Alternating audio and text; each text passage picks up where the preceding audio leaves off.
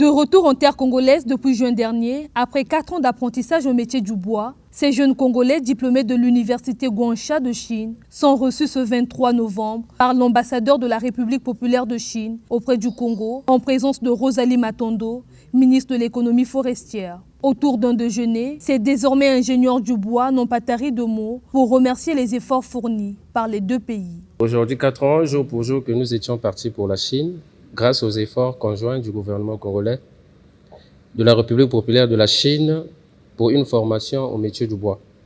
Tout d'abord, nous remercions le gouvernement congolais, le ministère de l'économie forestière et donc Madame la ministre pour l'opportunité offerte et surtout la République populaire de la Chine pour son accueil, son hospitalité. Nos 4 ans passés en Chine, la République populaire de Chine, par le bien des autorités de notre université, je cite, l'université de Guangsha, nous a fait preuve de son amour, son affection, en jouant le rôle de nos parents dans notre vie estudiantine, éducative, sécuritaire et bien d'autres privilèges accordés. Et d'abord, l'idée de nous faire partir de la Chine a quitté d'abord le fait que les sociétés forestières chinoises ou encore d'autres pays exploitent le bois congolais et ils en partent avec en grumes.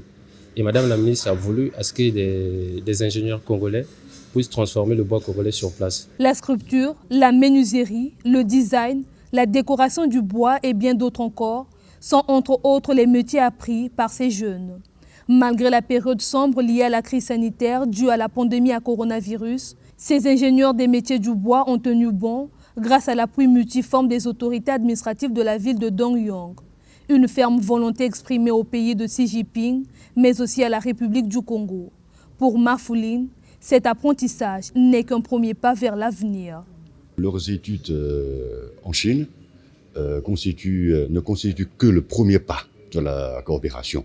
Donc il nous reste encore beaucoup à faire, surtout pour l'adaptation de la technologie qu'ils ont apprise en Chine à la réalité, à la culture, à la tradition congolaise et plus largement encore à la culture et à la civilisation africaine.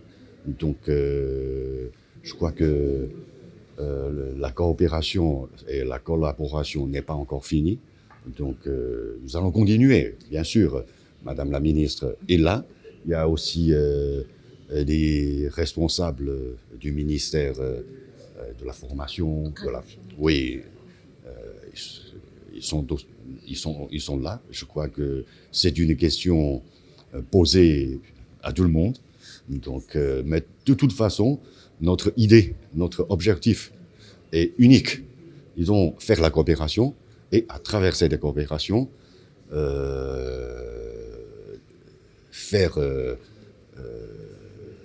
faire développer le pays.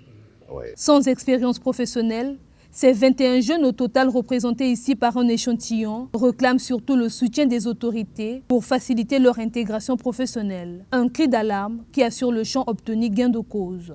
Nous voulons à ce que l'État congolais mette en place plutôt des structures pour nous permettre de former également des collègues jeunes sur place.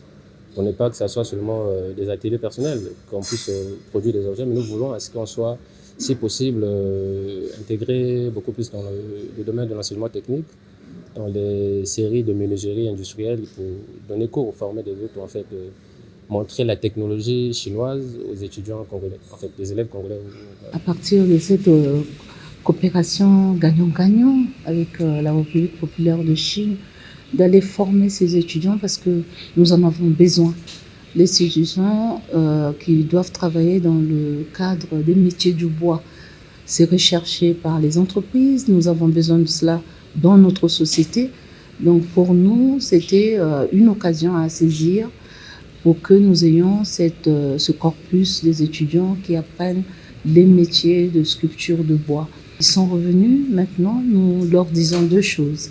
Il y a des entreprises qui veulent les recruter dans le monde du travail, mais il y a aussi la possibilité qu'ils se mettent à leur compte en faisant donc des petites entreprises, des petites et moyennes entreprises privées. Première vague et surtout miroir de cette initiative du ministère de l'économie forestière, en collaboration avec celui de la jeunesse, la formation qualifiante et de l'emploi. Cette série de formations, bien encore à sa jeunesse, vise à promouvoir la formation de qualité en milieu juvénile.